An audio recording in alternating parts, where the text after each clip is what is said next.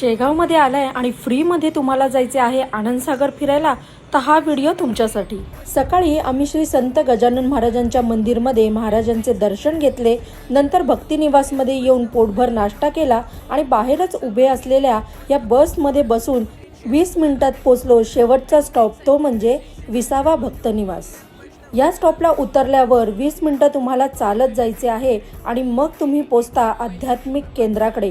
हो, अगदी बरोबर, ह्यालाच आधी आनंदसागर असे नाव होते, पण त्याचे नाव आता बदललेले आहे। इथे येणाऱ्या प्रत्येक भाविकाची गैरसोय होऊ नये म्हणून आरोचे पाणी, वॉशरूम आणि ह्या व्यतिरिक्त सिनियर सिटीजन आणि लहान मुलांसाठी व्हीलचेअरची सुविधा दिलेली आहे।